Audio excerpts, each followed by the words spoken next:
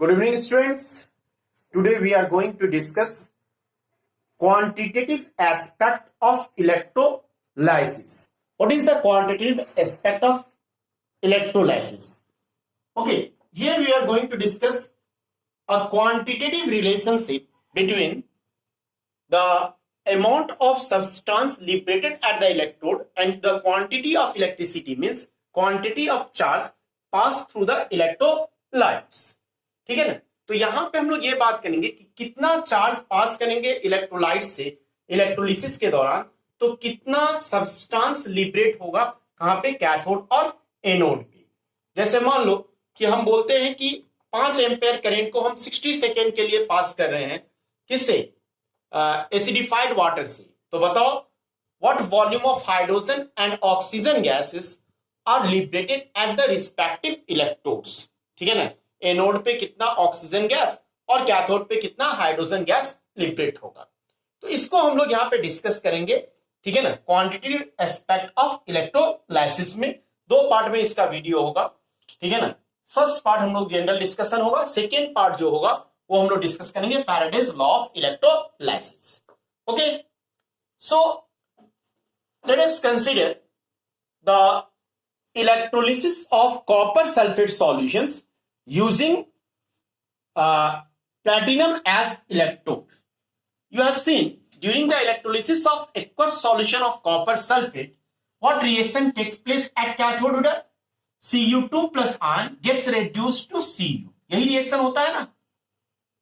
You can see 1 mole of copper, its coefficient is 1 ना, तो 1 mole of copper is obtained when the 2 moles of electrons are passed through the electrolytes.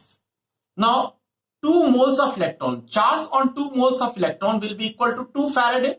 1 Faraday equal to charge on 1 mole of electron, that is equal to 96,500 coulomb per mole, you know.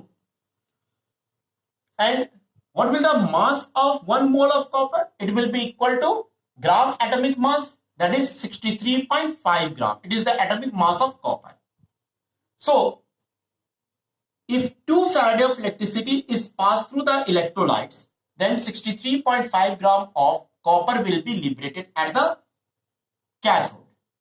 Now, if we pass 1 Faraday of electricity, how much copper will be deposited at cathode with 63.5 divided by 2 gram. Means atomic mass divided by 2 is valency. 2 is valency ना, copper का valency 2 होता है।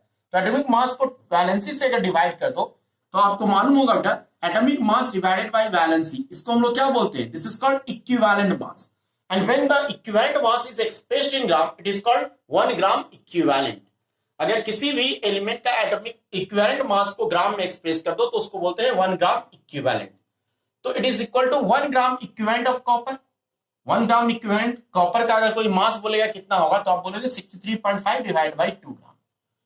ठीक है। तो how will you define 1 Faraday of electricity? It is the quantity of electricity which can liberate 1 gram equivalent of a substance at the electrode. ये हम बोल सकते हैं 1 Faraday उतना इलेक्ट्रिसिटी है जिसको पास करने से 1 ग्राम इक्विवेलेंट जो है उस सब्सटेंस का लिबरेट होता है, कहां पे, इलेक्ट्रोड पे।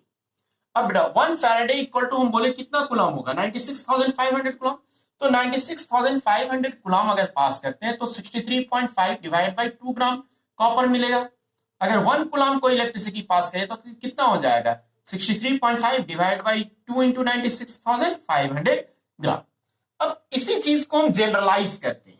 जनरलाइज करने का मतलब क्या होगा बेटा, जरा सा ध्यान देना। Suppose we consider the electrolysis of metal salt solution and the valency of metal is N। तो अगर एक सॉल्ट सॉल्यूशन लेते हैं किसी मेटल का, जिस मेटल का सिंबल क्या है, M। M सिंबल है उस मेटल का, उसका वैलेंसी क्या है, N। ठीक है ना।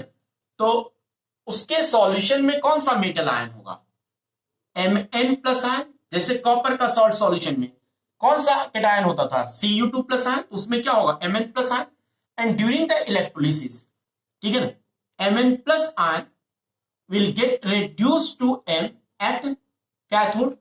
तो ये क्या होगा, Mn plus ion N electron लेगा और किसमें कन्वर्ट होगा, M में। ये रिएक्शन होगा कैथोड पे। जैसे आप Cu2 प्लस आयन का सॉल्ट सॉल्यूशन लिए थे, उससे इलेक्ट्रिसिटी पास कर रहे थे, तो कैथोड पे क्या होता था, Cu2 plus ion plus 2 electron gives Cu। तो यहाँ पे क्या हो जाएगा, Mn plus ion plus n electron gives n। n क्या है बेटा, वैलेंसी ऑफ मेटल। m क्या है, सिंबल ऑफ मेटल। ठीक है, सिंबल ऑफ मेटल। क्लियर ये चीज। अब देखो यहां पे 1 मोल मेटल जो है, ठीक है ना, it is liberated at the cathode when how many moles, n mole of electrons are pass through the electrolyte. The charge on n mole of electron will be n Faraday. Means when n Faraday of electricity is passed through the electrolyte, how much metal is deposited at the electrode? 1 mole.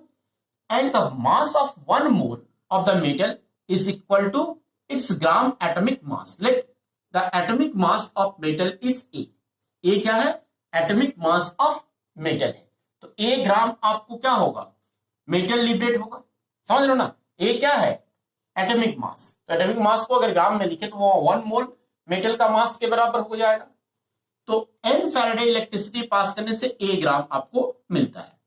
तो अगर आप 1 Faraday electricity pass करोगे electrolyte से तो कितना आपको मिलेगा बेटा, A बाई, बोलिए, n gram of metal. Atomic mass divided by valency क्या होता है, ये equivalent mass. This is equal to E gram of metal. E क्या है, इक्विवेलेंट मास, क्या सब कुछ लिख देंगे हम। E है इक्विवेलेंट मास, और इक्विवेलेंट मास को जब ग्राम में लिखते हैं तो इसको क्या बोलते हैं, 1 gram equivalent of metal.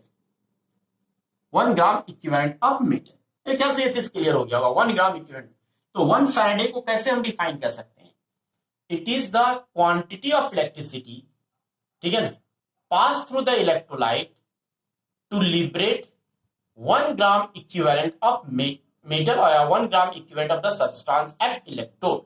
Okay, so 1 Faraday may be defined as क्या, as quantity of electricity pass through electrolyte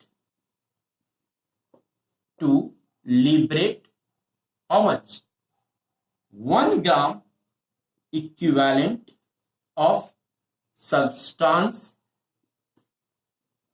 at electrode। वो अब कैथोड एनोड वो डिपेंड करेगा कौन सा रिएक्शन कहां हो रहा है। ठीक है ना, तो 1 फैराडे ऑफ इलेक्ट्रिसिटी अगर पास करते हैं तो 1 ग्राम इक्विवेलेंट सब्सटेंस का लिबरेट हुआ। यहां ए क्या है, ए है एटॉमिक मास ऑफ मेटल।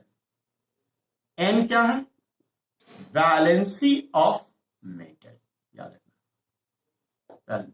ई क्या है, equivalent mass of metal. Metal का इक्विवेलेंट मास क्या होगा, atomic mass divided by valency.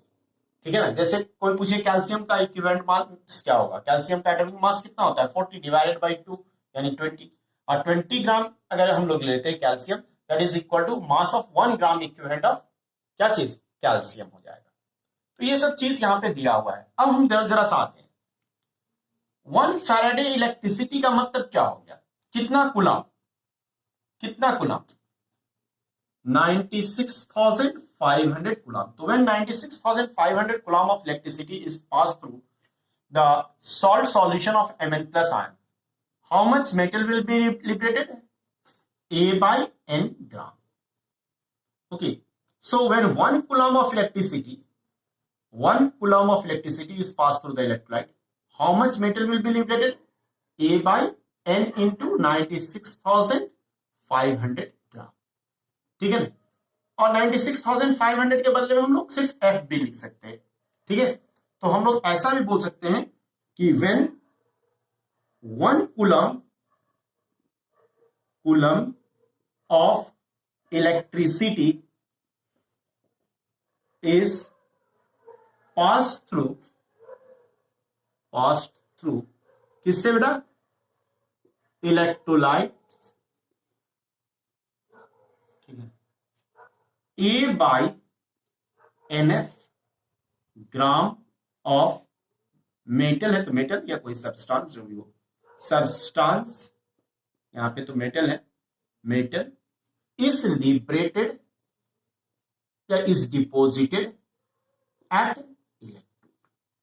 तो ये चीज था हमारा क्या चीज, quantitative aspect of electrolysis. Next video में हम लोग जाकर के देखेंगे क्या चीज, फैराडेज लॉ ऑफ